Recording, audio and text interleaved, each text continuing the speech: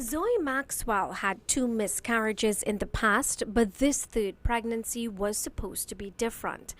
Considered high risk, at about 6 weeks into the pregnancy, she started spotting on January 24th of this year. Zoe went to the Port of Spain General Hospital at about 8 p.m. where her vitals were taken. After that, nothing. No doctor saw me. Anytime I tried to flag down a doctor to see what it is going on, I was shooed away. And I think I saw a doctor that night, not even that night, the next day, 2 o'clock in the morning is when I saw a doctor. She recounts the way she was treated, according to her, with disregard and the condescending manner, she says, in which doctors and nurses meted out to her before finally being attended to 6 hours later. The nurse who gave her my file told her that I was pushy about wanting to come up here quicker. And the doctor was like, so how is she supposed to be? So because she didn't get the answer that she thought she was going to get, she left immediately. So it's a standing order that patients are the problem and they need to wait. She tells us she was eventually taken via ambulance from the accident and emergency department to the maternity section.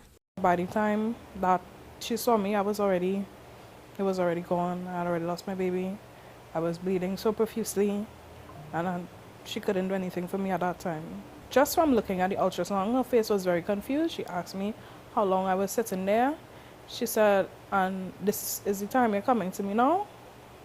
I told her how long we came there at 8 and it's 2 in the morning and I'm now seeing her, and she said that's ridiculous. Because if you had been here earlier, which you were supposed to be, she said something could have been done. And she said your file alone was enough evidence that something should have been done. And I told her the same thing, that I was told that I wasn't emergent. I gave the name of the doctor that told me I wasn't emergent, and she was not surprised. She said that person is a monster. A week after the ordeal, Zoe is yet to come to terms with her loss. I honestly feel robbed of service, robbed of an experience that's supposed to be happy in my family.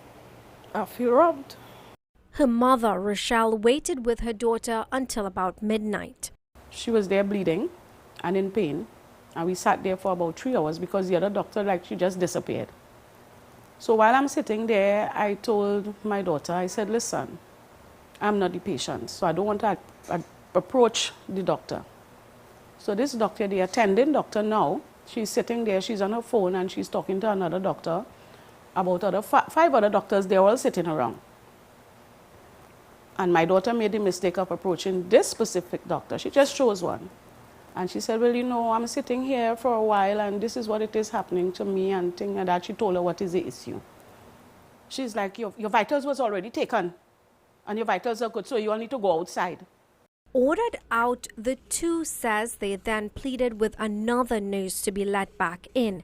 They recall the long and trying wait. If you don't know somebody, you are going to die. You understand? And the Minister of Health need to do something but down there. Because the doctor's not doing anything over Shri. Nothing they're not doing. I tell you about 6 of them.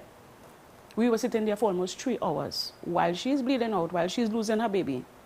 And nobody is doing anything. Nobody 1 minute came and said, not one nurse came and said, hey, how are you doing? What can I do for you? Rochelle tells us during the 6-hour wait, they begged once again for help. I asked the nurse, I said, could you see my daughter? If her file is Mr. Manuel, then I could see her, but other than that, I don't know who she is. Rochelle herself delivered 3 children at the Port of Spain General Hospital, but she tells us that was decades ago.